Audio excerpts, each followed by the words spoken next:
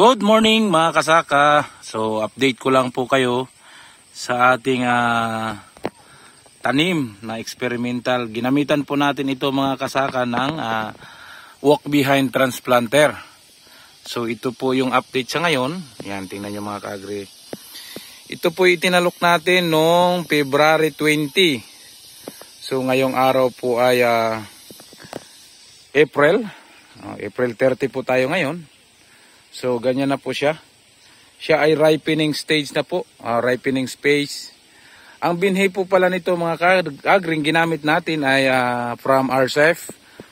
Galing po sa DA. Yon, RCEF, Rice Competitiveness Enhancement Fund. Yan, sa seeds program, tingnan nyo po. Ang variety po nito, mga kaagri, ay Insik RC216. So sa ngayon po ay mukhang swerte tayo mga kaagri.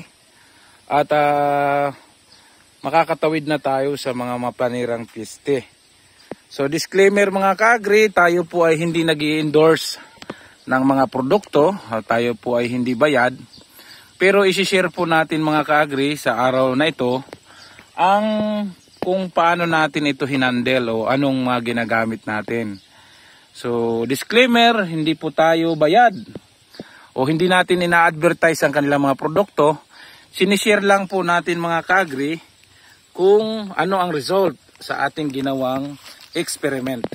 So ito ay experimental din mga kaagri. So malapit na siyang mahinog. Tingnan nyo mga kaagri. Malapit nang mahihinog. So ripening stage. Ito po ay una, yung land preparation natin mga kaagri. So sinunod natin ang K-check. Nag-prepare po tayo o pinagpahinga natin ng lupa ng halos isang buwang mahigit. At in-applyan po natin mga kaagri ng bioenzyme. So bioenzyme, after ng final harrowing, binira po natin mga kaagri ng bioenzyme. Yan. Then after that mga kaagri, gumamit po tayo ng seedling tray sa seedling preparation. Tapos mga kaagri, ay ang ating mga in-spray dito mga kaagri na wala tayong gasinong in-spray mga pesticide. Ang ginamit lamang natin mga kaagri ay yung bigay din na pinamahagi sa atin ng DA. At gumamit din tayo mga kaagri ng foliar fertilizer na kung saan yung mga concoctions na gawa-gawa lang din po natin. So makikita natin hindi naman tayo nakakalusot sa uban. May mga whiteheads siguro. Yan, yun sa makita nyo. Pero madalang mga kaagri kumpara sa iba. So gumamit tayo ng neem. Tapos ay organic concoctions na fish amino acids. Tapos isa pa mga kaagri ay nag-spray din tayo weekly ng tawag nito ng amo o organic, magsasakang organiko. Yung amo mga kaagri ay hindi rin po tayo sponsored ng amo, pero tayo po ay nabahagian sa ating kaibigan. Shoutout pala sa ating kaibigan na nagbigay ng 2 sachet ng amo.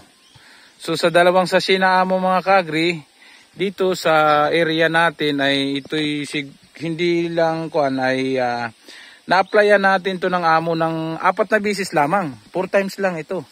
So sa bandang dulo nga mga kaagri, akala ko hindi tayo makakatawid dahil naubusan na tayo ng amo dahil tayo pinahingi lamang. So nag-apply tayo ng amo dito mga kaagri. At nagsabog tayo mga kaagri dito ng pataba na 25 kilos lamang mga kaagri. Hanggang doon yung ating tanim. 25 kilos na triple 14 or 14 complete.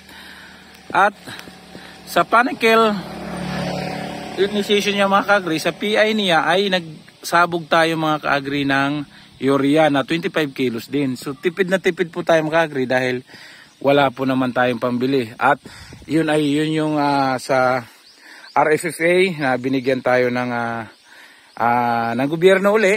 Sa binigyan tayo ng pataba, yun din ang ating in-apply dito mga kaagri. Plus hinaluan po natin mga kaagri yun ng BioN. So, ang tatak nun ay Bio-N from Yama na hinalo natin sa pataba at yun din ang ating in-apply dito mga ka-agri. So, yun lang ating mga farmers practice mga ka-agri. Unang-una, siyempre sinunod natin yung ating sa key check. Yun, sinunod natin yan. Management ng water management. Kung napapansin nyo mga ka-agri, hindi gasino siyang madamo. So, dinamuhan natin yan, kam-kam. Then, water management. 3 days, mayroon tubig. 3 days, pinapakawalan ng tubig. Yan ang mga ka-agri. Sinong! Yan, ito na siya mga ka-agri, oh. Tingnan nyo. So, sa ngayon po, sana ay makakatawid tayo. Makakaani sana tayo ng maganda-ganda dito mga ka-agri. So, yan siya. Yan. Yan po ang practice natin.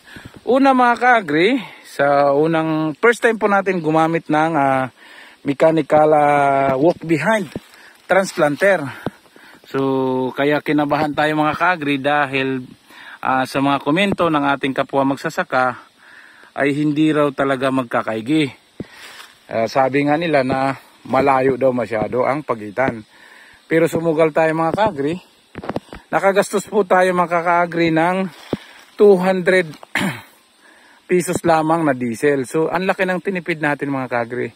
Samantalang kung pinapatalukan ito mga ka-agri, nakakagastos dito mga ka-agri ng halos 3,000 pesos. Dahil po sa taas ng bayad o upa ng mga mananalok. At nakakalungkot, wala na rin tayo gaanong makukuhang mananalok. So, ginamitan natin ng walk behind transplanter at kahit pa paano successful naman. Namumunga din naman siya mga ka-agri. Namumunga siya mga ka-agri. So, kaya wag po tayong sumubok na sumugal kung paano gagamitin ang makinarya. Maski wala tayong sapat na kalaman, ay titistingan natin. And then after nito mga ka-agri, pag mahinog na ito, so nagpaiga na po tayo, titistingan naman natin yung reaper. So itry din natin. Dahil para makatipid-tipid po tayo magsasaka. Dahil hindi po biro ang gastos sa pagsasaka sa panahon na ngayon. So yan na po siya sa ngayon mga ka-agri. Kaunting pasilip lang po yan. Yan. Yan na siya. Yan.